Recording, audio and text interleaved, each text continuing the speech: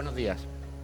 En primer lugar, quería darle la bienvenida a esta mesa redonda y agradecer en nombre mío y en nombre de las personas que acompañan y que son parte de las ponencias que vamos a ver a lo largo de este rato, agradecer a la organización el que haya generado un espacio para debatir sobre metaverso y salud y la aplicación que puede tener en el ámbito de la gestión hospitalaria.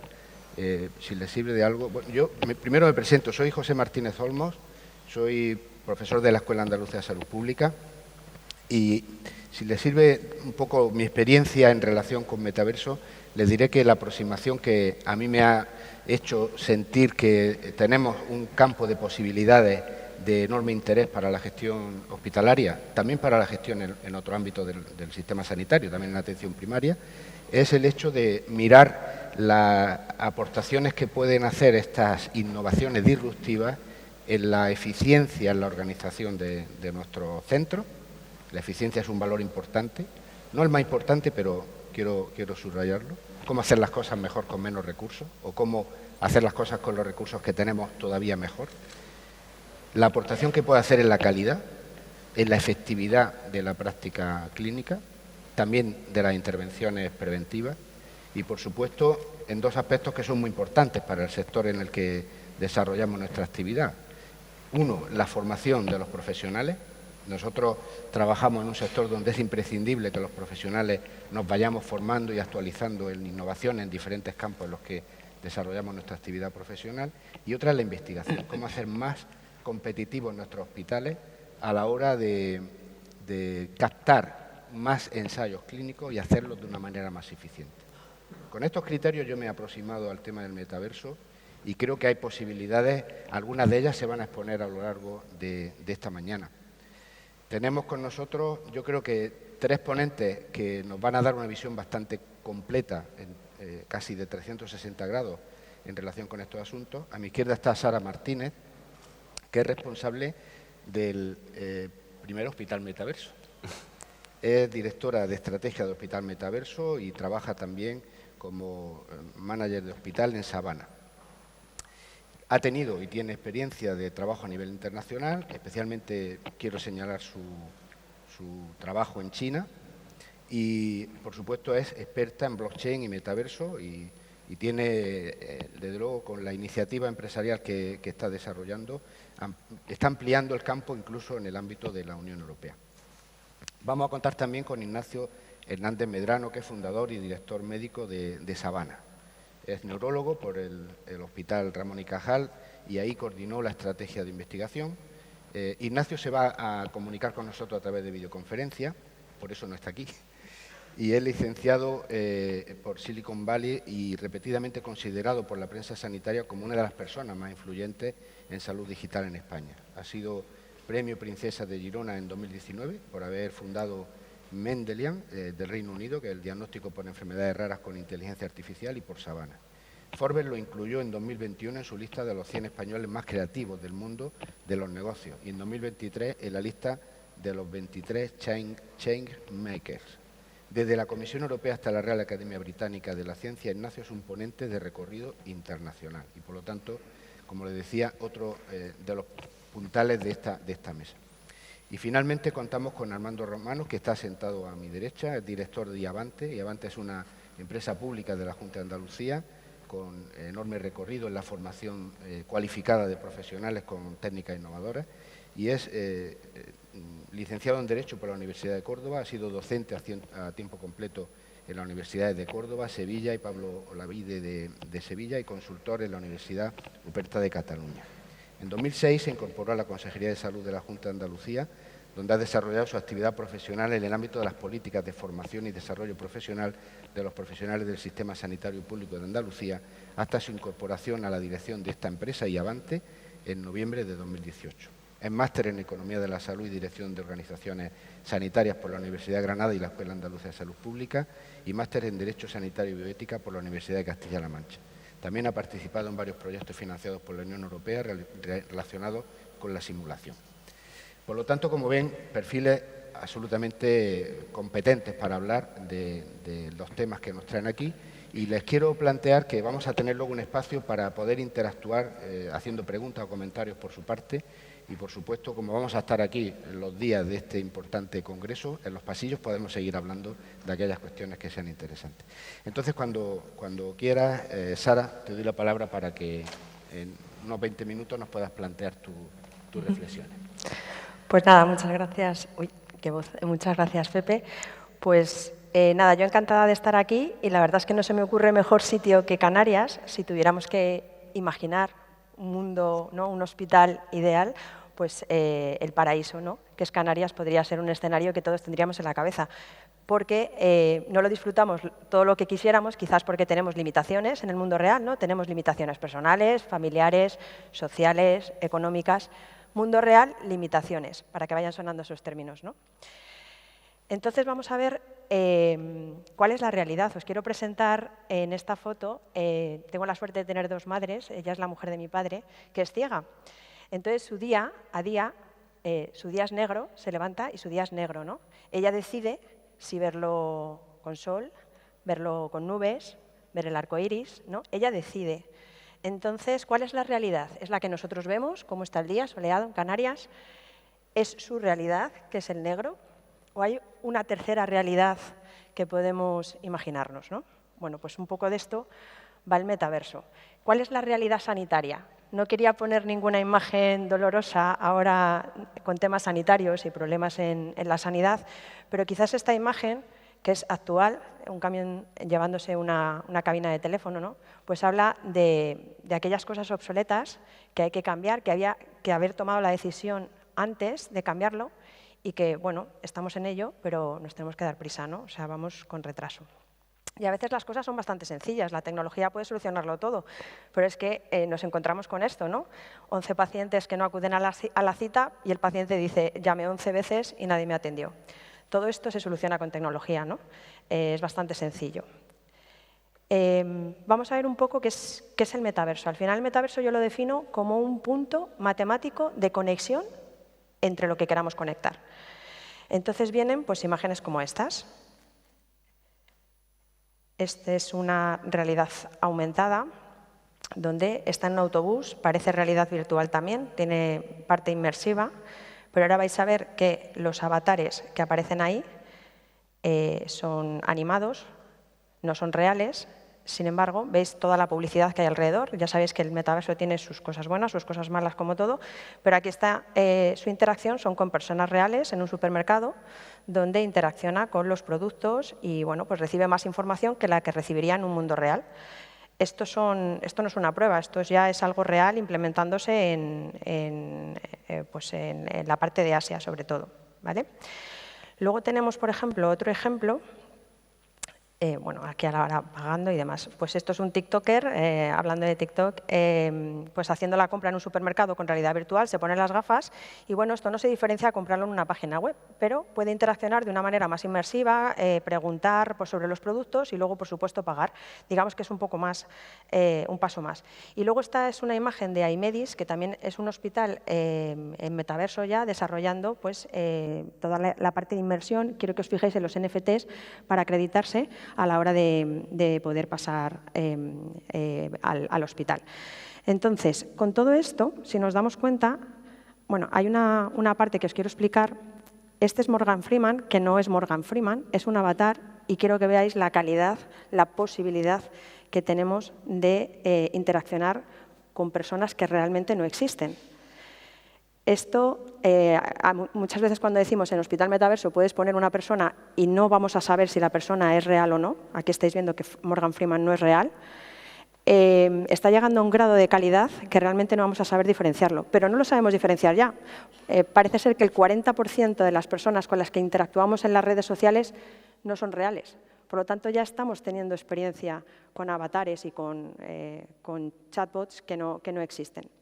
En cuanto a un poco el económico, ¿no? Pues está claro que la realidad aumentada, la realidad virtual, es una apuesta clara por las empresas grandes, por lo tanto, esto va a ser algo que se va a meter en nuestras vidas y que debemos de saber manejar, porque también nos beneficia en la parte hospitalaria. Como veis, os he explicado una parte muy visual del metaverso, que es la que quizás todos conocemos y que luego Iavante nos va a enseñar un montón de cosas sobre ello.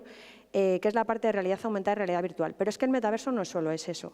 El metaverso tiene una parte en el backend, en la parte de atrás, que se construye bajo blockchain, lo que ponemos ahí, blockchain, web 0.0, el edge computing, los smart contracts, la inteligencia artificial, los NFTs. Todo eso habla de una generación de valor en digital, donde se van a poder comprar servicios o que los servicios tengan valor en digital, ¿no? O sea, no es lo mismo tener un PDF digital, un documento que ahora está digitalizado, a tener un PDF que sea un NFT que va a tener un valor en la cadena de bloques y voy a poder transferirlo o transformarlo o que me abra una puerta, me abra otra, que sea la llave. Entonces aparecen en conceptos como, por ejemplo, blockchain. El blockchain, que es la cadena de bloques, a mí normalmente se representa con una cadena. No me gusta mucho representarlo con una cadena porque al final es como una línea de la vida. Y por eso he puesto el tatuaje de antes, ¿no? Yo no sería yo sin mis defectos, mis virtudes y las experiencias vividas, tanto las buenas como las malas, ¿no? Sería otra vida, otra persona, pero la mía está escrita en mi blockchain.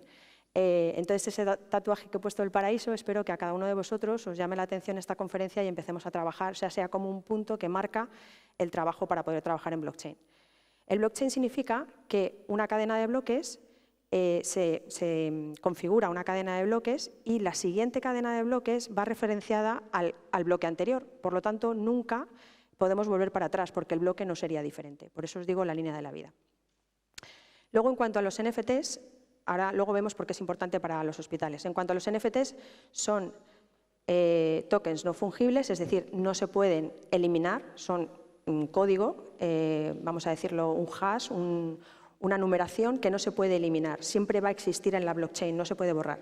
Por lo tanto, los NFT son importantes porque nos van a abrir puertas, van a ser la llave para abrirnos, pues pueden ser tickets, puede ser la acreditación, por ejemplo, pero es que también pueden ser artículos científicos, pueden ser acreditaciones de formación, pueden ser accesos a determinadas áreas o no, puede ser la identidad digital acreditada con NFT, ¿vale? O sea que también hay que tenerlos muy en cuenta. Y luego los famosos smart contracts. Los smart contracts son pues código que se ejecuta cuando una parte y otra parte llegan a un acuerdo, ¿vale? Entonces, quien valida que eso se va a realizar es la cadena de bloques. Esto es muy importante, por ejemplo, a la hora, imaginaros que yo quiero alquilar un piso, está el arrendatario y el arrendador y no tiene por qué intervenir nadie más. Se hace el acuerdo, se hace el smart contract y se ejecuta. Si me pagas, puedes seguir accediendo a la vivienda, si no me pagas, no podrás seguir accediendo a la vivienda. Entonces, los smart contracts, ahí viene un smart contract de una receta farmacéutica, ¿no? De un medicamento. O sea, esto ya se está poniendo en ejecución. Esto da muchísima velocidad y lo que hacemos en Hospital Metaverso, por ejemplo, es que un contrato redactado lo pasamos a script, lo pasamos a código para que se ejecute, ¿vale? Es una forma hay varias formas de hacer smart contracts, pero en Hospital Metaverso es lo que hacemos. Por lo tanto, beneficios de utilizar esta tecnología. No dependo de un sistema central. Por ejemplo, una simple videoconferencia, necesito un Zoom o necesito un Google Meet o necesito un intermediario, ¿vale? Con la cadena de bloques, con el blockchain, la cadena de bloques, el intermediario desaparece. Por lo tanto, estamos nosotros, hospital y paciente, o nosotros, hospital, con más especialistas o con atención primaria, pero en la cadena estamos nosotros, no hay nadie más de intermediario, por lo tanto la seguridad que aporta eso. Luego el tema de la identidad digital, vienen ya las monedas digitales, se está hablando del euro digital, no sabemos cuándo se van a implantar, si se van a implantar, si no, pero está claro que el dinero va a ser digital, por lo tanto nos tenemos que acreditar con una billetera, una wallet, para poder disponer de ese dinero digital. Luego la responsabilidad contractual. Aquí, cuando hacemos un smart contract, intervienen las partes y lo que se ha pactado. Por lo tanto, la cadena de bloques es válida y no nos podemos salir de ahí. Y luego, una cosa que me gusta mucho, además de lo seguro, es la responsabilidad compartida tokenizada. Somos capaces, en una reunión, de tomar decisiones varias personas. Esa decisión, cada uno con un voto tokenizado, ejecuta el smart contract. Si uno dice sí, sí, sí, se ejecuta el smart contract y se acaba llegando a la solución. Esto implica al paciente. En cuanto a la vida de Hospital Metaverso, quiero deciros que Hospital Metaverso nació el año pasado en el máster de SEDISA en la Universidad Europea, ¿vale? O sea, que es que no tenemos nada de vida prácticamente. Y la idea era Y aquí está Candela. La idea era conseguir un espacio, o sea, nuestro foco era conseguir la profesionalidad que tiene el Instituto Catalán de Oncología, llevarlo a un espacio en Hospital Metaverso. Si el Instituto Catalán trata a los pacientes oncológicos, pues ¿por qué no vamos a poder ser especialistas en trabajar con el paciente en remoto? Y para eso hay que diseñar por detrás el flujo en blockchain. Luego diseñaremos la realidad virtual o a lo mejor es una videoconferencia o lo que sea. Pero por lo menos vamos a poder diseñar el flujo en blockchain con esos smart contracts, esos NFTs que comentaba. Y hacerlo de calidad, y hacerlo con investigación, y hacerlo que esos NFTs se puedan medir, sean medibles, sean artículos científicos. Esa es un poco la idea. Y pusimos el foco, al ser sanidad, y al hablarse de todo esto de criptomonedas, un espacio con la línea un poco difusa, pusimos el foco en estándares, ¿vale? Estamos en los estándares ya de Metaverso, en el Standard Forum, estamos en el ETSI y en el ITU. El ITU es de Naciones Unidas para las telecomunicaciones. Estamos ahí trabajando con ellos también y hemos recibido premios de INATBA, que es una sociedad que trabaja en el blockchain, y estos premios nos los han dado en Bruselas. Recordemos que hemos nacido el año pasado en verano. Así que fijaos el interés. Y este es Hospital Metaverso. Y vais a ver qué cosa más sencilla, pero con la que ya podéis hacer un montón de cosas. Cada uno de nosotros ya os podéis meter en la página web con vuestro móvil. Os metéis en la página web de Metaverso, que en este caso es Hospital Metaverso, pero que puede ser la página web de vuestros hospitales, de vuestros centros, y pone accede. Entonces accedemos de una manera peer-to-peer, es decir, no hay intermediario, no te va a pedir un Gmail, o sea, no te va a pedir un email para registrarte, no te va a pedir absolutamente nada. Lo único que sí se necesita en un momento concreto al empezar, la localización, porque localiza el dispositivo. No localiza a la persona, localiza el dispositivo. Es decir, mi dispositivo podría estar en otro sitio, localiza el dispositivo. Entonces, establece la comunicación peer-to-peer. Esto es lo que se llama Web 3.0. ¿Vale? No hay ningún intermediario, incluso una comunicación VPN, que es de extremo, lo que se dice de extremo a extremo, te tienes que descargar la aplicación VPN. ¿Vale? En este caso, no, es una URL de Hospital Metaverso, donde nos comunicamos Web 3.0. Una vez que accedemos al mapa y nos posiciona el hospital en el que pues, tenemos acuerdo o lo que sea, y entonces podemos entrar a ese hospital. En este caso he señalado el Insular de Canarias, ya que estamos aquí, y entonces podemos acceder al hospital. En ese hospital, como veis, es bastante fácil, o sea, pone ahí Join, y entonces me meto. Al final es una videoconferencia, y lo he puesto en negro, es una videoconferencia donde te metes peer-to-peer, o sea, no estamos con terceros de nadie. Y lo he puesto en negro de una manera, o sea, a propósito, porque yo cuando me uno a esta videoconferencia me puedo unir con un avatar. O sea, a lo mejor puede estar 24/7 y quien te atiende es un avatar, pero no un avatar, un muñeco. O sea, puede ser una persona tan real que a la otra persona no le parezca, no sepa realmente con quién está hablando. Se puede utilizar para explicar medicamentos, se puede utilizar para pedir citas, se puede utilizar como se quiera. También lo podemos utilizar para, por ejemplo, estamos en el tema de investigación reduciendo el regulatorio, la parte regulatoria, por ejemplo, un comité de ética. En un comité de ética se meten y, como veis ahí en la parte derecha, los botones ya me sale que puedo hacer smart contracts, puedo compartir contenido de extremo a extremo, es decir, lo que yo envíe a una parte y envíe a la otra no pasa entre medias por nadie, no hay ningún servidor.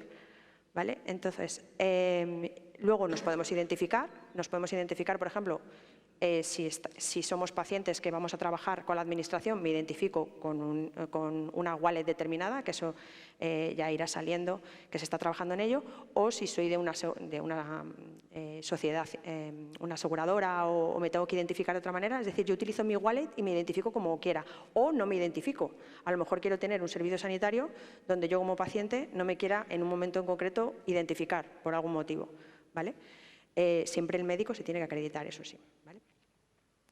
Por lo tanto, estamos creando un espacio seguro de conexión, sobre todo lo de seguro, no hay empresas intermediarias, no hay información compartida con terceros, un espacio hiperconectado, porque a todo esto se pueden unir pues, empresas de wearables, empresas de realidad aumentada como Iavante, empresas, o sea, aquí podemos construir lo que queramos construir, ¿vale?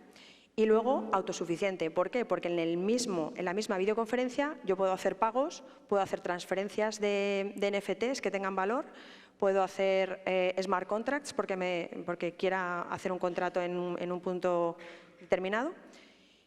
Y básicamente eso es Hospital Metaverso. Entonces estamos trabajando, nos acercamos a los hospitales y les sacamos el 10% de los pacientes, los trabajamos en remoto, en esta posición. Se me olvidó deciros que al ser la forma de posicionar, la forma de conectarnos en esta videoconferencia, la podríamos hacer incluso sin internet, ¿vale? Es una posición satelital. Por lo tanto, se cae internet, se cae todo, pero yo puedo continuar comunicándome con mi paciente. O sea, imaginaros la ventaja de todo esto. Y en concreto, además de esta videoconferencia que habéis visto, estamos trabajando con drones que también se hablan en esa videoconferencia, en este caso para llevar órganos, para el trasplante de órganos, tenemos esos drones que se están instalando en hospitales. Y luego un acuerdo que hemos llegado con Blockchain Army, que trabaja para la Johns Hopkins, y que bueno, esto es una cabina de triaje cercanas a las áreas de casa, donde a través de blockchain, pues en esta cabina hace una medición del paciente y un triaje o un seguimiento de un paciente crónico, donde tenemos que, pues cada semana tenemos que mirarle las constantes. Entonces no se acerca al hospital, no consume tiempo del hospital y todo eso queda registrado en la blockchain y además la propia blockchain toma decisiones, no hay ojos mirando, la propia blockchain se ha hecho los smart contracts para que esa blockchain mande los avisos adecuados, ¿vale? Y bueno, pues nada más por mi parte. Espero que os animéis y que el Hospital Metaverso sea lo próximo, ese abre los ojos, ¿no? El poder ver qué realidad queréis construir, porque todo esto está en construcción. Gracias.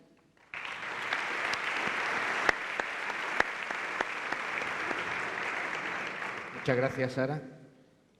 Se me ha quedado de tu exposición muchas cosas, pero hay una que me llama la atención. ¿Esto que nos cuentas ofrece más seguridad frente a los ciberataques? Sí, por ejemplo, pues el caso actual, en los sistemas de los hospitales suelen ser locales o centralizados en local por una falsa sensación de que proteges más el espacio. Yo creo que los hospitales somos servidores de salud, no somos servidores de control de ciberataques y nunca vamos a poder ser tan buenos como un Amazon o un Microsoft que tienen protegida su nube. Por lo tanto, los hospitales, desde mi punto de vista, deberían de migrar a la nube. Pero además, Hospital Metaverso ofrece la posibilidad de que no haya intermediario en esa conexión, que el intermediario sea la propia blockchain descentralizada, donde los registros son distribuidos y no hay posibilidad de ser atacados. En el caso de, por ejemplo, si pones el caso del Clinic específico, pues seguramente no se hubiera tenido que parar toda la actividad hospitalaria, asistencial, y se podría haber asistido a los pacientes, ya que no depende de un tercero, se podría haber asistido a los pacientes en Hospital Metaverso. Vale, muchas gracias. Luego tendremos ocasión de profundizar en este y en cualquier otro aspecto de lo que has planteado. Ahora vamos a darle la bienvenida a Ignacio Hernández Medrano, ya lo he presentado antes. Ignacio, te agradezco que estés hoy. Vas a venir después físicamente, por lo que tengo entendido, aquí al Congreso, pero queríamos contar con tu perspectiva, ¿no? También en relación a cómo la inteligencia artificial en salud aporta respuestas que pueden ser válidas para mejor calidad, mejor efectividad y mejor eficiencia. Cuando quieras, tienes la palabra. Bueno, pues nada, muchas gracias a todos, gracias por invitarme. Pepe, Sara, bueno, es un placer. No puedo estar, pero efectivamente voy a estar más tarde. En un rato coger el avión, pero sí quería estar en remoto. Efectivamente, muchas de las cosas que ha contado Sara, digamos que de alguna manera predisponen el panorama digital para poder hacer intervenciones inteligentes, ¿no? Intervenciones que mejoran la situación que tenemos en relación con la gestión del dato. Entonces, la inteligencia artificial, pues yo creo que a día de hoy ya, 2023, no hará falta decir que no es el futuro, que no es prometedor, sino que es pues una realidad porque lo estamos viendo todos los días. Hemos recorrido un largo camino desde 2014 y en la misma semana en la que el Clínico de Barcelona era atacado, la inteligencia artificial no para. Hemos visto esta semana solo un par de ejemplos, como en Gastroenterology éramos capaces de mejorar con Machine Learning la predicción de si va a haber brotes o no en enfermedad inflamatoria intestinal. Un artículo muy elegante, muy bien hecho, y hemos visto cómo pues, un grupo sanitario americano pues, va a implementar ChatGPT para la generación de su documentación clínica. La verdad es que a mí ahora mismo se me haría difícil pensar que uno trabaje en documentación clínica y no estuviera mirando a ChatGPT, porque es pues como muy evidente, ¿no? Que en los siguientes meses y años pues, la explosión es tan imparable como lo fue la de Google en su día o probablemente más, ¿no? O los móviles o muchos otros ejemplos. Pero ¿cuál es la mentalidad, ¿no? Que si en 2014 de alguna manera veíamos venir que la inteligencia artificial iba a estar aquí como está, ¿cuál es la forma de pensar que nos ha hecho ver que esa visión se ha cumplido y sobre todo para ahora poder pensar en lo siguiente, qué es lo que va a venir y poder adelantarnos a los acontecimientos por el bien de los pacientes, ¿no? Que se beneficien lo antes posible. Entonces, bueno, esto, perdonad, los que ya conocéis muy bien lo que es el Machine Learning, yo siempre me gusta hacer, aunque sea una breve recapitulación de lo que es, para aquellos que a lo mejor no lo tienen tan claro, pues que podamos estar todos en el mismo punto, ¿no? Y desde ahí ya miramos a las cosas más actuales. Hay muchas maneras de explicar lo que es la inteligencia artificial, se puede explicar con 1000 ejemplos. A mí uno que me gusta es el del ajedrez, ¿verdad? Porque hace unos años fuimos testigos de que Deep Blue pues, le ganaba al ser humano en algo tan considerado intelectualmente tan importante como era el ajedrez, ¿no? Y para esto pues, se necesitó un ordenador muy potente que era capaz de hacer muchos millones de posiciones por segundo, que tenía siglos de partidas guardadas, etcétera. Y 20 años después llega otro ordenador que es mucho menos potente, aunque hayan pasado años, digamos que deliberadamente lo hacen menos potente, no le dan ninguna partida de ajedrez y solo le dan 4 horas de un tipo de entrenamiento concreto, computacional, que llamamos el Machine Learning. Y ese es el resultado. AlphaZero pues arrasa, ¿no? En relación con Deep Blue. Entonces, ¿qué es lo que ha pasado? ¿Qué es lo que ha pasado en la informática en los últimos años para que un ordenador, que no es porque sea más potente, pues tenga esta capacidad de aprender, en este caso a jugar y a ganar al ajedrez, ¿no? Y aplicable a muchos otros ámbitos de la vida? Pues lo que ha pasado es esto que llamamos el Machine Learning y que a mí me gusta resumirlo de esta manera. Es como si, de alguna manera, nos hubiésemos dado cuenta de que a los ordenadores, en vez de programarlos con reglas, ¿no? Todo muy cartesiano, A más B igual a C, pudiéramos enseñarles cómo en realidad hacemos los humanos, que es a base de ver ejemplos, ¿no? A base de ver casos. Esto que hacemos en realidad todos los días de nuestra vida y que incluso en medicina tiene un nombre propio, que es el ojo clínico. Aprender no por reglas, sino por patrones. Entonces, alguien, pues muy listo, se dio cuenta en Boston, quizá en California, en Londres, quizá en Tel Aviv, en Israel, de que esto se podía hacer con las máquinas. Podíamos darles nuestra capacidad de aprender por ejemplos. De tal manera que ahora ya no te doy las reglas, te doy un set de problemas resueltos para que por ti mismo, esta es la clave, infieras las reglas. ¿Y eso qué gran ventaja tiene? La gran ventaja es que cuando venga un caso nuevo, aunque sea la primera vez que lo veas, podrás resolverlo. Aunque sea la primera vez que ves esa mesa concreta, puedes decir, esto es una mesa y lo meto en el grupo de las mesas. No tienes que haber visto todos y cada uno de los casos.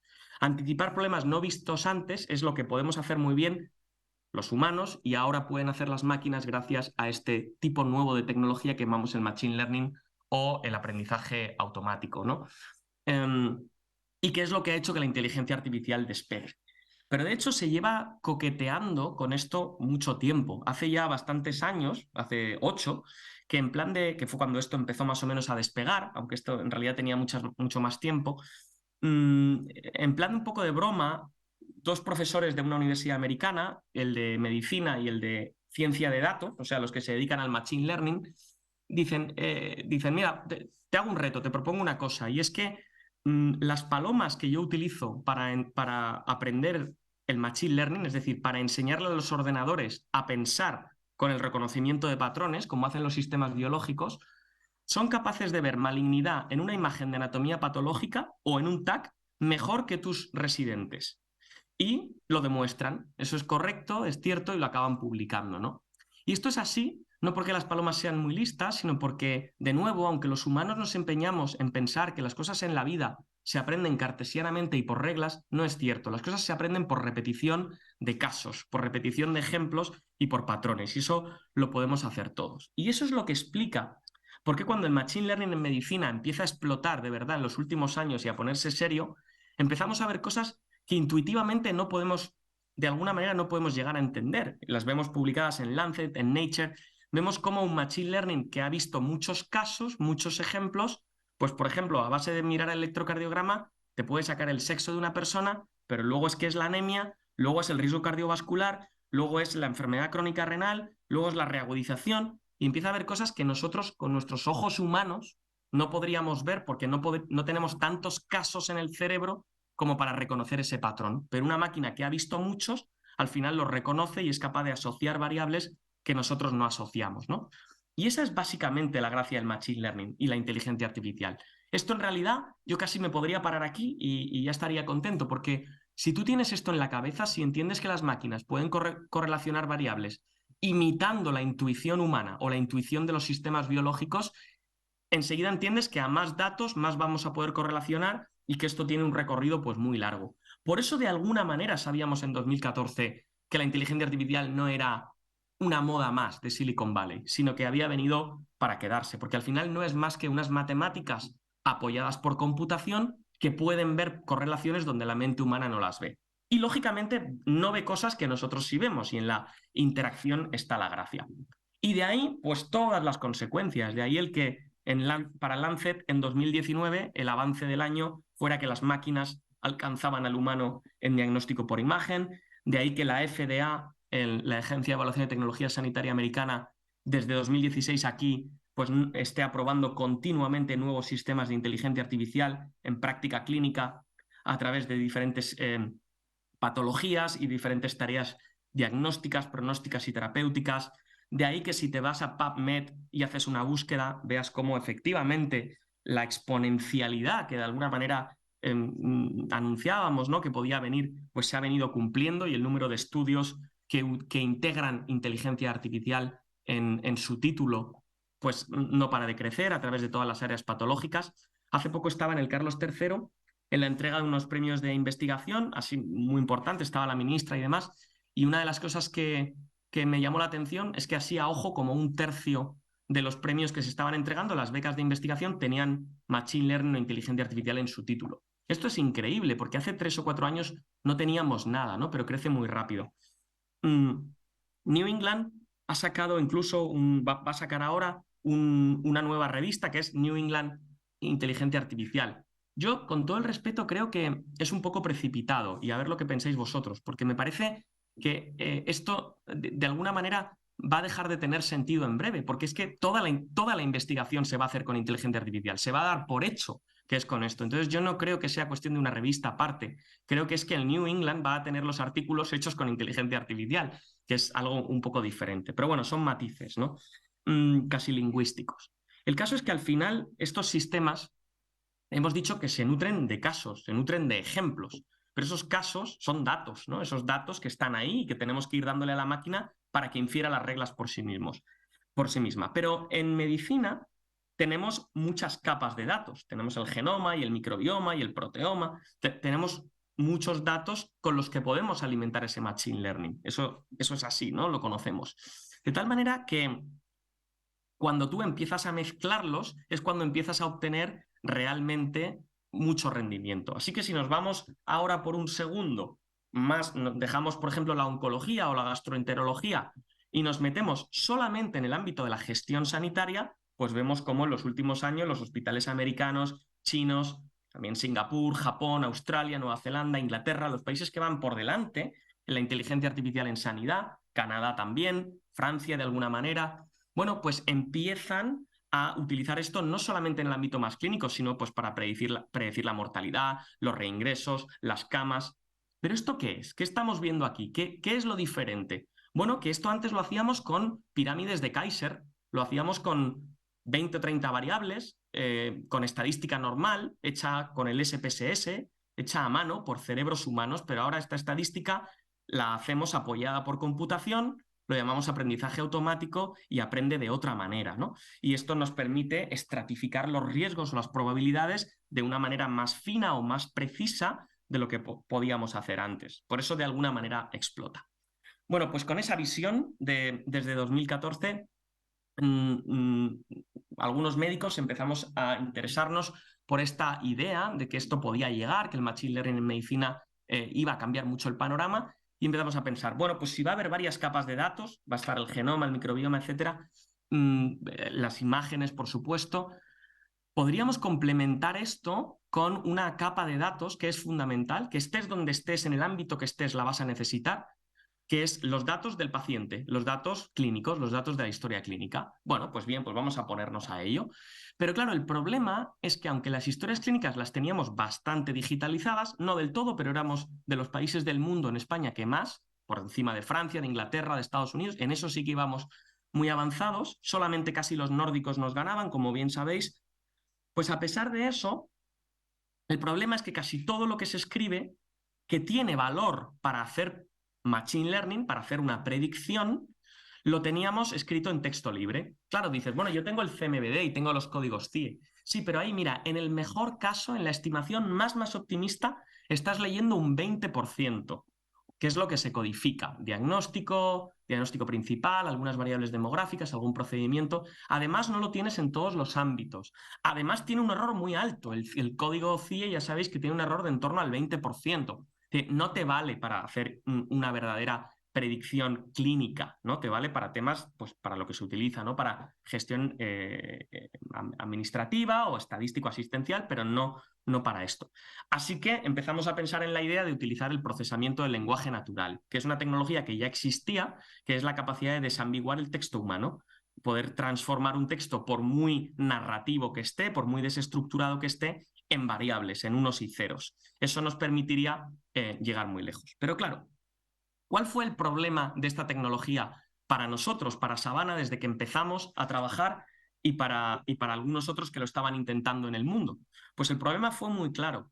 Es que tú en general, para hacer una predicción clínica, no te puedes permitir error. Tú tienes que saber cuál es tu error. No se trata de que sea perfecto. Perfecto nunca va a ser por definición. Ni siquiera aunque sentaras a humanos a rellenar historias clínicas, a rellenar variables, leyendo historias clínicas, lo harían perfecto. Se trata de poder conocer cuál es tu evaluación de esa tarea.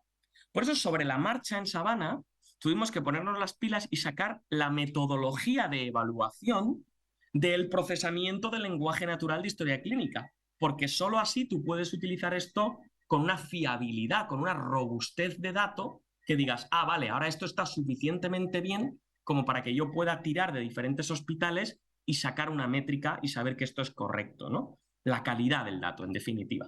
Bueno, pues eso es en lo que estamos y eso nos ha ido llevando poco a poco a sucesivas versiones de la tecnología hasta que nos hemos encontrado con nuestro Savannah Manager 4.0, que ahora sí, ahora me permite decir, no, ya no es que acierte más o menos, es que tú como usuario de la herramienta miras cada variable qué fiabilidad tiene y la reentrenas hasta que tiene la fiabilidad que necesitas. Y no haces el análisis de la base de datos hasta que has alcanzado la fiabilidad que buscas. Esto sí que es único. Esto sí que no lo tiene nadie. Y esto sí que es una cosa que hemos creado de alguna manera desde España y que, bueno, pues que aportamos, ¿no? para que esa visión del machine learning pues pueda tener una dimensión más, que es el dato clínico, sin necesidad de ponerte a rellenar registros nunca más, ¿no? Ni bases de datos a mano nunca más y sin necesidad de utilizar algo tan poco granular como es los códigos CIE.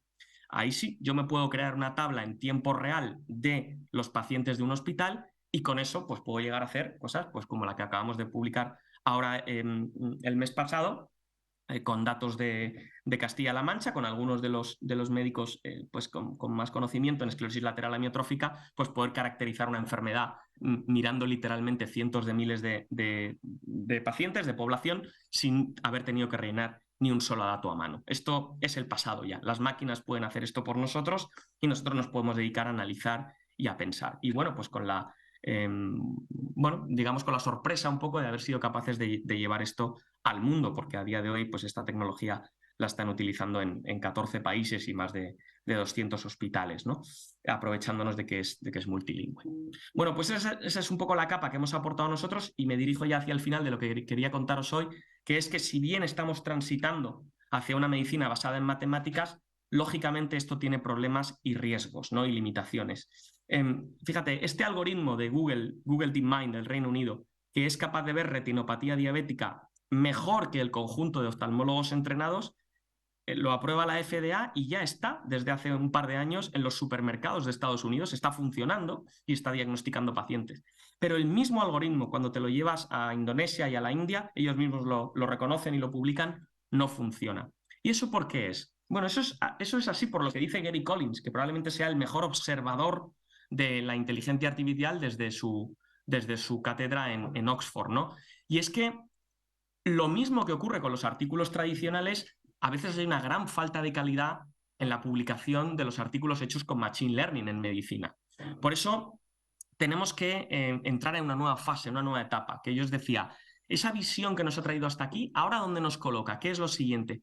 Pues mirad, de alguna manera lo que yo creo que está pasando es que en los siguientes años estamos entrando en un sitio nuevo, que es todo lo que tiene que ver con monitorización, evaluación, porque este camino no lo hemos recorrido. Hasta ahora estábamos haciéndolos. Después de hacerlos, hemos demostrado que funcionan. Pero ahora entramos en un nuevo sitio, que es cuando yo implemento esto en práctica clínica real, la inteligencia artificial, ¿cada cuánto tengo que actualizar un algoritmo? ¿Es cada 3 meses o cada 6 meses? ¿Cómo de generalizable es? Si lo he entrenado en China, ¿cuánto lo puedo aplicar en Francia? ¿Cuántos pacientes necesita para que yo me lo crea? ¿Quién mide la calidad? Todas estas cosas, ¿no? Entonces, de alguna manera vamos a entrar en ese mundo, estamos entrando ya de los checklists, ¿no? De cómo de bien hecho está un artículo para que yo realmente me lo pueda creer y pueda implementarlo. Y siempre con un ojo puesto en la pertinencia de la pregunta, porque ya sabemos que esto es medicina, no es ingeniería. Entonces, poco antes de la pandemia nos llega este artículo donde vemos que por las fotos a estos ciudadanos son capaces de sacarles la arritmia, si tienen fibrilación auricular o no, pero el editor de JAMA dice una cosa muy interesante, dice, cuidado, porque ¿cuál es la pertinencia de las preguntas que hacemos? Porque mañana va a ser foto y psicosis, foto y orientación sexual. Entonces, bueno, pues esto yo creo que vamos a tener que considerarlo más probablemente de lo que pensamos. Mucha gente se ha puesto ya a trabajar y nos han allanado el camino. Como siempre, el Reino Unido sacó ya hace más de 2 años su guía para que los gestores sanitarios de sus trusts, de sus grupos de gestión sanitaria, pues puedan hacer las preguntas correctas a los proveedores de inteligencia artificial para saber si lo que les están contando es real y está basado en una validación externa real o si flaquea desde el punto de vista clínico o si no es coste eficiente. Así que, en realidad, lo único que hay que hacer es tirar de las guías correctas y eso nos ayudará a implementar.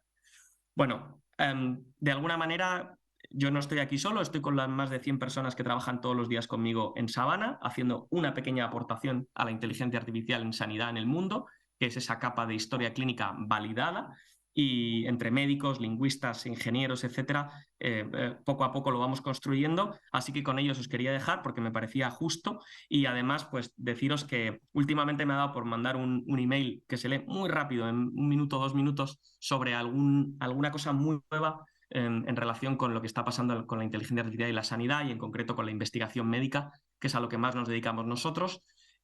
Así que bueno, os invito a apuntaros. Muchísimas gracias por estos minutos y encantado de seguir debatiendo. Muchas gracias, Ignacio. Gracias por tus aportaciones y después seguramente en el coloquio habrá oportunidad de profundizar algún aspecto, ¿no? Pero la verdad es que nos trae experiencias reales y están produciendo una transformación probablemente disruptiva, ¿no? E incluso me hace pensar que la Agencia Europea de Medicamentos tendrá que trabajar todavía más en lo que es la validación de estrategias mucho más efectivas, ¿no? Con más evidencia que puedan derivarse del uso de la inteligencia artificial, que finalmente serán la buena práctica, ¿no? La medicina basada en la evidencia muchas veces se va a ir alimentando ya de estos resultados, ¿no? Vamos a dar la palabra a Armando Romanos, como decía, es el director de Iavante, la empresa pública de Andalucía que se dedica a formación avanzada en temas de simulación y de otros ámbitos. Y claro, nos parecía interesante en la medida en que Metaverso pueda tener una aplicabilidad en el ámbito de la formación, pues que en un contexto como es el del Congreso Nacional de Hospitales y Gestión Sanitaria pudiéramos tener una aproximación a qué es lo que estáis pensando, qué estáis trabajando desde vuestra institución. Así que muchas gracias por venir, Armando, y cuando quieras tienes la palabra. Muchas gracias. Confío en no defraudar en exceso. Y permitidme dos cuestiones previas. La primera de ellas, que yo manifieste mi propósito. Si yo tuviese un contador de evaluación de impacto de lo que vamos a contar y lo que yo en particular os quiero trasladar esta mañana, me sentiría satisfecho si vosotros como decisores públicos, como personas que tienen que tomar decisiones mañana en su centro asistencial, entendieran que esto que estamos hablando no es ciencia ficción, sino que es una realidad. Y entendieran igualmente que es necesario desarrollar algo tan importante como la interfase para entenderse, para comunicarse con los nuevos profesionales que están alrededor del sector de la salud. Y estoy pensando en ingenieros, informáticos, etcétera. Y desde esa perspectiva, en gran medida, se ha orientado el discurso. Os presento además a mi hija Inés, que la veis aquí con el teléfono puesto delante, que está justo al lado de Eric Topol. Y os la presento, aunque esto pueda parecer muy americano, porque una parte importante de las reflexiones que yo quiero compartir con vosotros hoy aquí nacen de hace 2 veranos, cuando yo era incapaz, por mucho que gritara, de que mi hija, que estaba con sus amigas atrapadas en su universo de 18 años, bajaran a comer. Un día estaba en casa de mi hermana, hizo una foto a la mesa, se la mandó por Instagram y en 10 segundos estaban allí las 3 niñas. Claro, eso hace que uno se dé cuenta que algo ha cambiado, pero que algo ha cambiado de manera radical. Fijaros que una consultora americana, Peer Review, nos dice que 1 de cada 3 jóvenes actualmente en Estados Unidos ya buscan información en TikTok.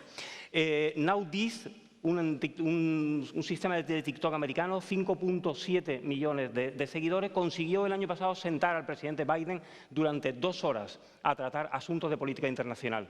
Y en España, ya lo veis, Ace2Lt tiene actualmente 3.9 millones de seguidores. 1/3 de los jóvenes se forman en Internet. Mirad, vamos a mirarlo en contexto. El contexto del Servicio Andaluz de Salud, datos del año 2021, aquí los tenéis, personal en formación 5.005 profesionales, adjuntos, facultativos especialistas de ERA 10.487. 1 de cada 3 son chicos y chicas entre 23 y 29 años, que entraron en la enseñanza secundaria con una tableta en la mano y que no es que sean nativos digitales, es que no entienden nada que no esté en el mundo digital. Como decía anteriormente Ignacio Hernández Medrano, hay quien ya se ha puesto a trabajar. En el año 2016 hay un primer informe de Estados Unidos en el que se identifica el número de horas que las personas hasta entre 16 y 30 años dedican a las redes sociales y veis que los datos son extraordinarios. La UNESCO toma cartas en el asunto y publica en el año 2020 un primer informe acerca de cómo está empezando a impactar la inteligencia artificial en la educación. Y fijaros si esto está cambiando, que si vemos los datos del tiempo necesario para alcanzar 50 millones de usuarios, líneas aéreas 64 millones de años, computadoras, ordenadores 14 millones de años, Facebook 64 años, Facebook 4 años, Pokémon Go 19 días. Pero es que John Ehrlichman hace unos días publicaba un tuit en el que nos decía el tiempo necesario para alcanzar 1 millón de usuarios. ChatGPT, 5 días. 5 días. Algo está cambiando radicalmente. Y algo está cambiando radicalmente, además, si veis uno de los últimos artículos que a mí me llama la atención de Nature, donde expresamente indica, y eso en mi organización ha generado un debate interno muy importante, en el que además no nos hemos puesto de acuerdo, cómo estaba defendiendo el potencial disruptivo de la ciencia que se publicaba en la revista de alto impacto. ¿Qué es lo que ocurre? ¿Dónde está el conocimiento? ¿Qué está pasando en el mundo? Hay, como decía anteriormente Ignacio, quien está haciendo su trabajo. Y el ejército francés, por ejemplo, ha creado un Red Team que está formado fundamentalmente por escritores de ciencia ficción. Ha contratado escritores de ciencia ficción para entender cómo va a ser la guerra del futuro. En España se ha hecho algo parecido con la Brigada 2035, una brigada experimental en la que está trabajando de manera especial el ejército del aire y del espacio. No nos tenemos que asustar, eso ya ha pasado. Todos conocéis a William Osler, como él en su momento, a principios de la transición del siglo XIX al siglo XX, cambió radicalmente el modelo de la asistencia sanitaria, llevando la formación médica a la cama del paciente, al lado del paciente. Pues habrá que hacer alguna transición parecida, sobre todo porque las herramientas están aquí. Las herramientas están aquí y casi os animo a que esta tarde juguéis con ellas. Ya tenéis Umata, que permite cualquier artículo científico, y lo podéis sacar de British Medical Journal o de la revista de vuestra especialidad, la que queráis, y hacerle preguntas y os va a contestar con un nivel de fiabilidad extraordinaria simplemente subiendo el PDF. No necesita más nada. Sintesia crea vídeos desde textos planos. Muchas de las páginas web que vosotros estáis viendo habitualmente en vuestra interacción diaria está construido el vídeo que vosotros estáis viendo sobre un texto plano. Son aplicaciones gratuitas, o las veis aquí, Reward. Son distintas aplicaciones que ya están permitiendo para usuarios domésticos trabajar en el mundo de la inteligencia artificial. Seguimos teniendo algunas publicaciones importantes. Ahora veremos con algo más de detalle el informe de Eric Topol, pero la National Academy of Medicine y el Institute of Medicine trabajan sobre ello. Ahora después lo veremos. Fijaros, en el año 2013, David Sklar, que es el editor en jefe de Academic Medicine, que nos dedicamos a la educación médica, Academic Medicine es nuestra Biblia, ya en el año 2013 se pregunta ¿qué es un médico, qué es una enfermera? Y la pregunta, de alguna forma, lejos de ser retórica, es una pregunta con una proyección muy grande, en el sentido de que ya problema no es qué significa ser de una profesión u otra, sino qué interacción están teniendo nuevas profesiones como los ingenieros o los informáticos en el trabajo del médico. Y David Sklar, en toda la serie que se publica a partir de ese momento, en el año 2013, en Academic Medical, como os digo anteriormente, empieza a plantear algunas cuestiones que para algunos profesionales es una herejía, en el sentido de cómo el ingeniero tiene que comenzar a ser un profesional sanitario. Continúa el análisis que se hace en el mundo intelectual, por decirlo de alguna forma. La Comisión Europea genera una Joint Statement, Digital Doc, en el que yo os he querido destacar en colores algunas cuestiones que son especialmente relevantes y a las que no podemos perder de vista desde el primer momento. La primera, la necesidad de que siempre el objetivo es el paciente, es el propósito definitivo, el propósito último es el paciente. Y en segundo lugar, los elementos éticos, a los que tiene que prestarse especial atención para no dejarnos por el camino a nadie en este proceso de transformación digital. Lo paso rápido. El segundo documento importante está también por parte de la Unión Europea, el Profiling the European Health Workforce of Tomorrow. Es un documento en el que además hemos tenido oportunidad de trabajar incorporando un elemento que a nosotros nos parecía especialmente relevante, que está relacionado con la necesidad del entrenamiento por simulación, con una cuestión que en muchas ocasiones se olvida, que vincula el entrenamiento por simulación con la inteligencia artificial y machine learning, con la seguridad del paciente, en este propósito siempre de que el paciente sea el objetivo final. Y un último documento, ya nos canso mucho más con esto, de la OCDE recientemente publicado, en el que yo quiero destacar la figura 2.2 en los 4 círculos que veis, fundamentalmente porque hace referencia a la necesidad de que todo este planteamiento que estamos haciendo se agote en su dimensión total, desde el profesional sanitario, el profesional asistencial, el educador y, por supuesto, los gestores, quienes tienen que tomar decisiones que han de interiorizar, como os decía anteriormente, los mensajes. Un último documento, que no entramos en ello para no cansaros mucho más. Este sí, porque me parece que desde la perspectiva de un congreso de hospitales es necesario resaltar que todo esto tenemos que hacerlo en el marco del nuevo modelo de gestión del conocimiento de las organizaciones complejas, que son las organizaciones que aprenden, las Learning Healthcare Organizations en el mundo asistencial. Y son solamente 2 cuestiones con este documento que os recomiendo vivamente que os acerquéis a él. Es el informe Topol, se publica en el año 2019 y es un encargo que le hace el secretario de Estado de Cuidados Sociosanitarios del Reino Unido a Eric Topol. Eric Topol hace con su equipo un documento que, insisto, debía convertirse casi en el libro de referencia. Tiene 32 páginas, no tiene más. Para todos aquellos que tenemos de una u otra manera cierta responsabilidad en la reconfiguración del sistema sanitario, preparando la fuerza de trabajo para ofrecer la actividad asistencial en el futuro. Y hace algunas referencias particularmente importantes. En primer lugar, señala que el momento es único, y un momento único que hay que aprovechar. ¿Por qué? Por la convergencia de la genómica, de los biosensores, de la historia clínica digital, de la SAP, de infraestructura digital, inteligencia artificial. Nunca se había dado una situación, un contexto de estas características. En segundo lugar, por la capacidad que tiene la tecnología, además de permitirnos entender con sentido clínico la singularidad de cada paciente. Medicina de precisión, medicina personalizada, una vieja aspiración. Y en tercer lugar, porque nos ha permitido empezar a trabajar en entornos compartidos, en entornos interprofesionales, de tal manera que se puedan aunar los esfuerzos de los científicos de datos, de los economistas, de los juristas, por supuesto de los clínicos, con el horizonte de un nuevo sistema sanitario. Este verano hacía un curso de inteligencia artificial aplicado a radiología, con un sistema, y permitidme el curso, absolutamente extraordinario. El curso era gratuito, te retiraban 1.800 euros de la tarjeta de crédito como cuando alquilas un coche, y si terminas el curso en el plazo te lo devuelven. Funciona perfectamente, terminamos el 95%. Os digo que en Iavante no somos capaces de conseguir una finalización de más del 78% de los que se matriculan. Perdemos por el camino un grupo de gente. Habrá que hacer algún sistema de estas características que ha funcionado estupendamente. Y decía Jan Berger, que estaba dirigiendo el curso, que el problema no va a ser que la inteligencia artificial desplace al radiólogo, sino que el radiólogo que sepa inteligencia artificial va a desplazar al radiólogo que no sepa inteligencia artificial.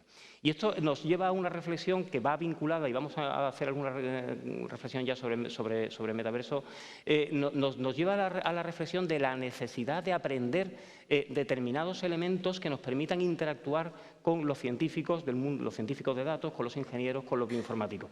Porque esto es imparable. Quiere decir que o el clínico y el gestor sanitario entiende lo que hay detrás del mundo que tenemos en el siglo XXI, en el tercer decenio del siglo XXI, o las decisiones importantes de reconfiguración del sistema sanitario, y permitidme que lo diga, y a lo mejor os parece una herejía, las va a tomar quien no es clínico, quien no es gestor sanitario, las va a tomar el ingeniero, las va a tomar el científico de datos. Insisto, porque esto es absolutamente imparable. Esta es una diapositiva que me produce cierta tristeza, pero no puedo evitar planteárosla.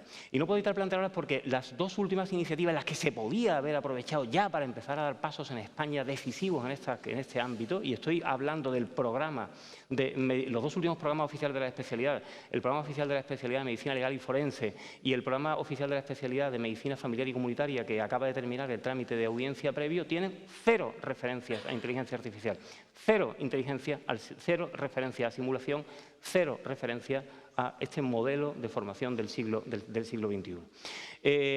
Algunos hemos hecho algunas consideraciones en este sentido, pero yo quiero que lo sepáis. Y quiero que lo sepáis fundamentalmente porque quizá, no sé si a SEDISA o a quien corresponda, y teníamos el otro día una masterclass que participaba José Soto, con mucha intensidad habría que plantear la necesidad de formar a los tomadores de decisiones para que entiendan qué son los algoritmos de clasificación de pacientes, cómo funcionan los modelos predictivos, qué es el Internet de las cosas, cómo funcionan las técnicas CRIP, qué permite ofrecer la realidad aumentada, qué permite ofrecer la realidad virtual. Mirad, quienes trabajamos en el mundo de la ciencia no podemos avanzar sin la evidencia. Esta revisión en PubMed está hecha el jueves pasado. Ya veis que hay 204 resultados cuando metes metaverso, habiendo acotado previamente por el sector salud. En cualquier caso, a pesar de que tenemos un cierto nivel de evidencia, la última revisión sistemática, light, pero la última revisión sistemática que hay hecha nos viene a decir que todavía la evidencia que existe con relación a la capacidad que tienen las iniciativas de metaverso para formar a profesionales sanitarios requieren más esfuerzo. En cualquier caso, mirad la relación que hay distintas revistas de muy distintos ámbitos que están trabajando en esto. Quiere decir que el objetivo de trabajar en metaverso es una realidad que se ha apoderado ya de quienes trabajan en el ámbito del entrenamiento de los profesionales de la salud.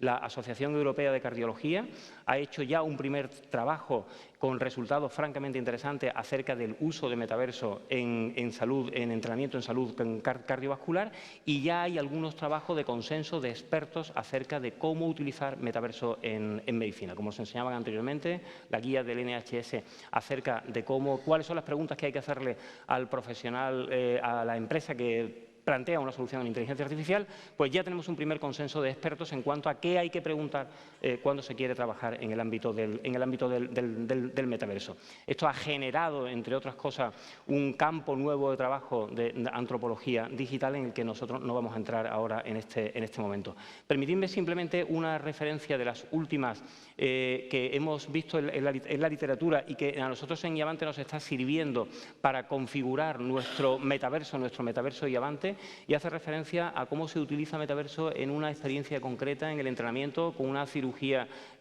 pulmonar torácica en un hospital en Corea.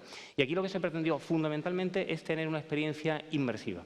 Una experiencia inmersiva que tiene además una componente de seguridad del paciente. Ya cada vez tiene menos justificación ética y quizá incluso legal el que haya 16 personas dentro de un quirófano, fundamentalmente cuando pueden estar a través de un sistema de realidad virtual que es como si estuvieran. Y vuelvo a una de las diapositivas anteriores. A lo mejor a nosotros, con 50 años, nos cuesta trabajo entenderlo, pero a un chico que tiene 21 años y que viene jugando al FIFA 2009-2010 o ha crecido con Minecraft, esto no le resulta extraño, todo lo contrario, a lo mejor para él es más real estar detrás de una pantalla que estar dentro de un entorno físico. Este es el modelo. El modelo consiste en generar una suerte de gemelo digital, de tal forma que lo mismo que está ocurriendo en el quirófano real está ocurriendo en el entorno virtual. De tal forma que la capacidad de interacción y fundamentalmente la capacidad de ubicación visual del profesional dentro del quirófano es absoluta. Un residente que está dentro de un quirófano tiene su sitio y de allí no se puede mover porque entorpece. Si ese residente está en metaverso o ese adjunto está en metaverso, obviamente con las cámaras 360 él puede estar donde quiera estar, en el momento que quiera estar, sin incomodar a nadie. Dos últimas cuestiones, y lo engarzo con lo que nos planteaba anteriormente Sara. Todo esto tiene detrás toda una componente tecnológica importante. La Universidad de Birmingham ya ha comenzado a trabajar en sistemas de blockchain para la autenticación de las competencias adquiridas. Eso para nosotros es especialmente importante y os traslado el horizonte que tenemos en Iamante, que esté relacionado con la posibilidad de certificar microcompetencias, microacreditaciones obtenidas a través de entrenamiento en metaverso, y la idea es hacer eso con metodología de blockchain.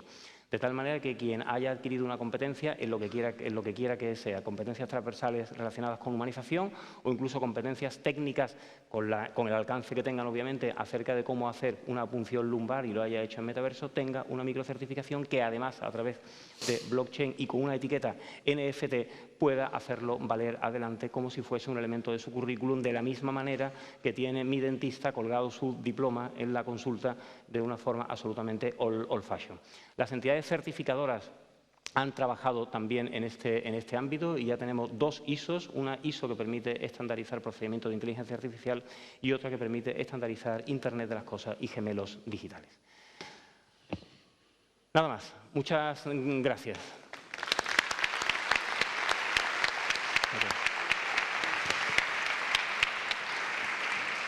Muchas gracias. Tenemos ahora 20 minutos para cumplir el horario y ir en lo previsto para preguntas o comentarios que puedan hacerse desde la sala. Quien quiera pedir la palabra, le acercamos un micrófono. Aquí hay en la segunda fila. Levante la mano para que vaya la persona que le vaya el micrófono y, por favor, se identifiquen y nos dicen a quién le dirigen la pregunta o el comentario. Cuando quiera. ¿Se oye? No. Buenos días. ¿Sí? Ahora se oye. Sí. Bueno, pues muchísimas gracias. La verdad es que la mesa no estupenda, sino impresionante. Y sobre todo para los que no somos millennials. Yo soy Mariano Guerrero y llevo ya muchos años en el mundo de la gestión. Ahora presido el Consejo Asesor de SEDISA, pero mi pregunta es: todo esto que estamos viendo y que ya es la segunda vez en un Congreso Nacional de Hospitales que se presenta con el cambio tan importante, ya se presentó en Málaga en los primeros albores de esta cuestión, ¿cómo lo casamos con el mundo real? ¿Cómo lo casamos con todo lo que ha significado el interés por conocer la evidencia científica de todo lo que hacemos, con esos baches tan enormes que tenemos? Esa sería una pregunta que se la trasladaría a Ignacio Medrano, que conocemos hace años. Y otra cuestión también extraordinariamente importante, que también la habéis planteado, es ¿cómo va a influir esto en la formación de nuestros profesionales? Porque seguimos formando a nuestros enfermeros, a nuestros médicos, inclusive a nuestros ingenieros, con tecnologías y con metodologías que tienen más de 50 años. Y sin embargo, en el mundo de las universidades, yo no veo movimiento en ese sentido. Y mi pregunta es: ¿existen movimientos en las universidades en referencia a ese sentido? O sea, ¿se está haciendo algo al respecto? Y la tercera, una reflexión: ¿dónde está en todo esto el mundo de los valores, el mundo de los sentimientos? Nada más, muchísimas gracias. Muchas gracias por la pregunta. Ignacio, que está conectado por videoconferencia, no, has oído, me imagino, ¿no? Si quieres contestar tú lo que... ¿Estás ahí? Sara, Armando, si queréis, mientras que conectamos con Armando. Sí, a mí empiezo por la última parte, por la parte de los valores. En prácticamente todos los documentos que hemos estado referenciando, y Topo lo plantea de manera extraordinaria, hace una declaración espléndida en el sentido de que esto va a ser una oportunidad para permitirle al profesional sanitario, de manera muy particular al médico, liberar tiempo para que se acerque y para que esos elementos de las emociones que tienen una componente tan absolutamente asociada al cuidado del paciente rebroten en los sistemas de salud. Y la otra parte es que me da miedo hablar, pero claro, si la pregunta es ¿qué está haciendo la universidad?, la respuesta que tengo que dar es nada. Y me parece dramático. Absolutamente dramático. Yo estoy siguiendo de manera personal, por interés propio, qué está ocurriendo con los planes de estudio de las nuevas facultades de medicina que se están implantando en España. Ni una sola tiene una unidad de educación médica, cuando lo llevan haciendo los canadienses en McMaster desde hace 40 años. Cuando en Suiza no se les ocurre abrir un curso académico sin hacer previamente toda una revisión desde el punto de vista metodológico acerca de qué está ocurriendo. Por eso he traído la cuestión más de nuestro ámbito, de los servicios de salud, con relación a los programas oficiales de la especialidad, porque igual que hubo que nadie me entienda mal, igual que hubo que sacar las especialidades de la universidad para llevarlas al sistema sanitario, para hacerlas un proyecto de valor, a lo mejor todo esto tiene que tomar la delantera los servicios de salud, el Sistema Nacional de Salud. ¿Y cómo? Pues de la mejor manera, o quizás de la única, de la que puede intervenir de forma intensa a través de los programas oficiales de las especialidades. El reto está ahí. Yo, en relación con las preguntas que ha hecho, por si conectamos mientras a Ignacio, Sara, dos cosas, en mi opinión, pueden ser prácticas que ya podrían hacer, si no lo están haciendo muchos hospitales. Tú hablabas de sacar pacientes a remoto que puedes hacer que sea más eficiente en la gestión de su asistencia. Y la otra cuestión puede ser mayor seguridad frente a los ciberataques, por decir algunos, ¿no? Cosas prácticas, si te parece. No, yo creo que el tsunami del blockchain y cómo se van a gestionar los fondos desde Europa y la identidad digital que vamos a tener todos va a ser un tsunami que nos va a afectar a todos. O sea, negarlo, es decir, nos tenemos que subir al carro. Si además sumamos que todo esto se está escribiendo ahora, por ejemplo, nosotros en Hospital Metaverso estamos escribiendo las guías clínicas, las estamos haciendo, o sea, el conocimiento de los médicos en procesos, en guía clínica, se están haciendo NFTs. Por lo tanto, son los conocimientos médicos que nosotros trabajamos. Si dejamos que otros los escriban, pues es como dejar escribir los libros cuando la imprenta o cuando... Entonces, o sea, es una tecnología en la que tenemos que estar. Da miedo, no se sabe utilizar, no se entiende muchas veces, pero cuanto antes nos metamos, antes le vamos a sacar el mayor partido. Y nosotros, desde luego, hemos hecho una aplicación bastante sencilla para que se pueda empezar a tener ese tipo de comunicaciones, ese tipo de aproximación sin riesgo, de una manera segura, y empezar a trabajar en blockchain en los hospitales, que es necesario. Gracias. Creo que Ignacio ya lo tenemos conectado. ¿Nos estabas oyendo, Ignacio?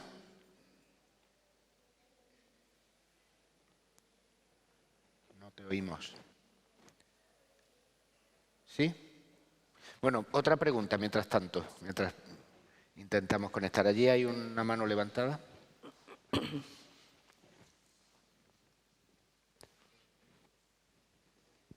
¿Se desconectó? Se desconectó. Vale.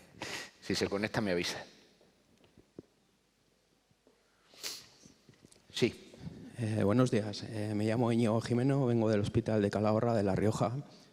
Nosotros tenemos un metaverso, bueno, realmente hago una reflexión. Nosotros tenemos un mundo virtual, porque estoy escuchando todo el rato hablar de metaverso y según tengo entendido, el metaverso es la unión, ¿no?, de todos este tipo de mundos virtuales.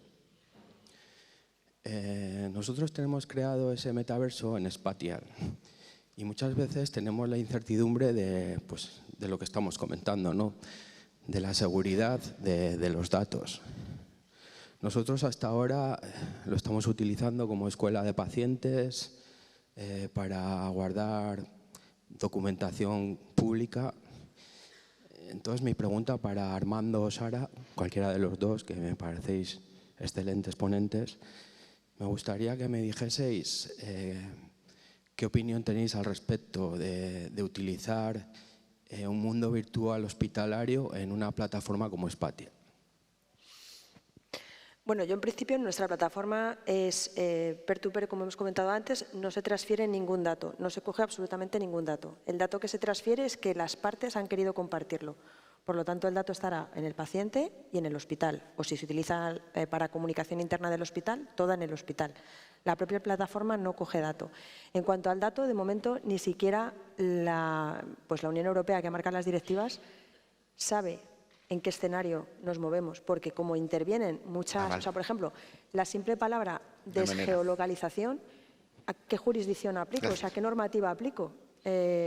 No se sabe. Entonces, todavía ese es un escenario lleno de grises en cuanto al dato. Yo creo, por eso nosotros optamos por hacer, o sea, el tipo de aplicación, el tipo de desarrollo en Hospital de Metaverso no podía coger dato, porque el dato era un tema clave y fundamental a proteger. Aquí hay otra palabra, por lo que yo estoy viendo, allí.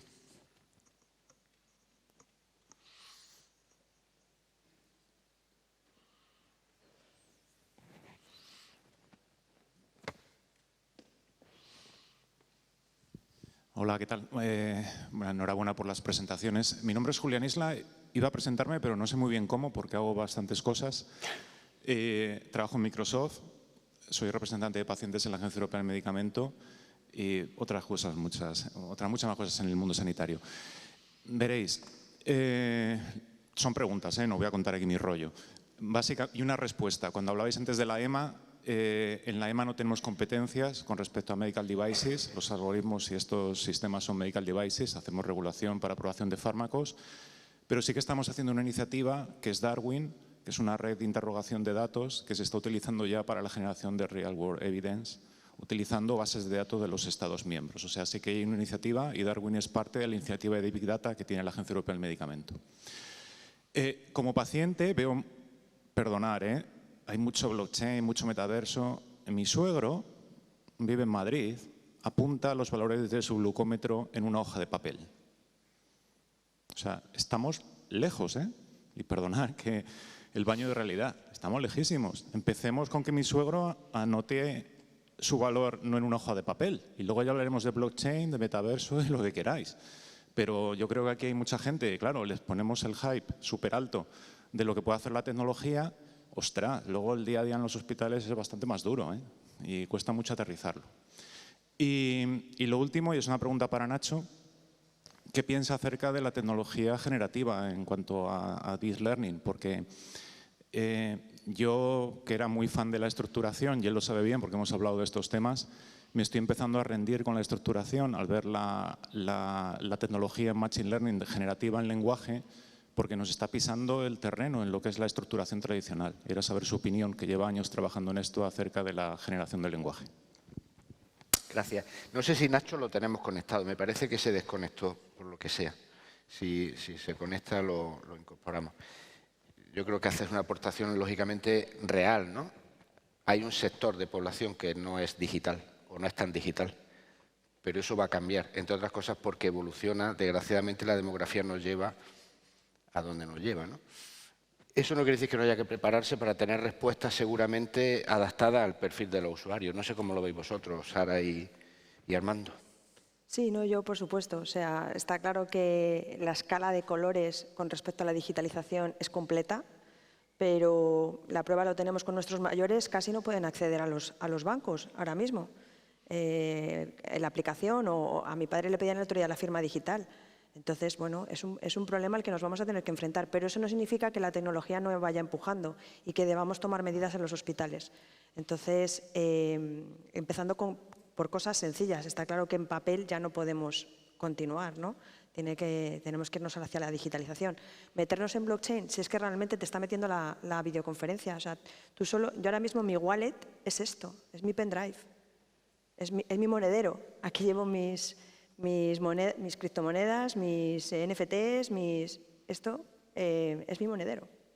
Y esto es una realidad que sí o sí la vamos a tener que ejecutar a finales de este año, primeros del que viene, por normativas que vienen de fuera.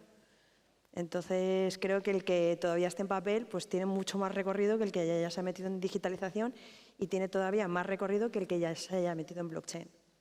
Y con respecto a Nacho, que lo que decías de los espacios, yo creo que el espacio de investigación con los datos debe ser obligatorio y en un grado de responsabilidad.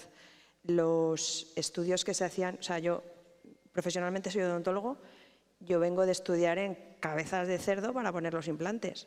Eso nunca puede extrapolar a la información. O sea, quiero decir, si mi formación puedo complementarlo con la información que me dan los datos, que no está produciendo un efecto, o sea, quiero decir, no es en pacientes, no es...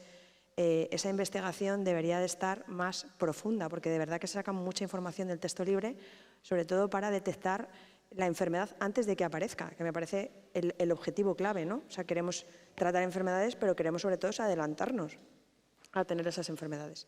Entonces, se debería de trabajar más en esos espacios, en esas iniciativas, o por ejemplo Sabana en estudios multicéntricos que hace con el texto libre, que indudablemente es un dolor de cabeza porque no sacas la información como te gustaría sacarla, pero eso no significa que no aporte valor, es mejor que los métodos tradicionales. Quedan 5 minutos, una pregunta más seguramente, si alguien quiere.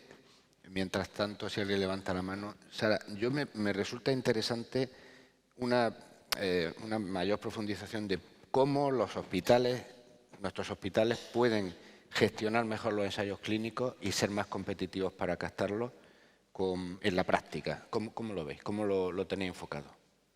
No, toda la parte regulatoria con el blockchain, o sea, al final en cuanto hagas un smart contract y enseñes el código que tienes que ejecutar para un proceso, pues ya está hecho, N veces.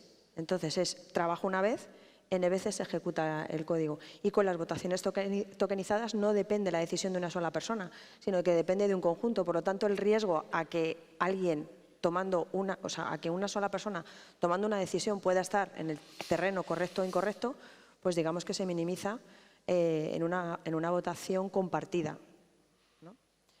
Para mí es el futuro, así lo defiendo, porque de verdad que sí. Gracias. ¿Alguna pregunta más? Pues si no hay más preguntas, lo que yo quiero es agradecerle a ustedes su asistencia. Espero que se hayan abierto incógnitas, preguntas, elementos de interés para seguir profundizando y, por supuesto, agradecer a Ignacio, agradecer a Sara y agradecer a Armando su presencia aquí. Por supuesto, también Conrado, como presidente del Congreso, el que hayáis tenido la amabilidad de generar un espacio sobre aspectos innovadores como otros que se están desarrollando y se van a desarrollar estos días. Muchísimas gracias.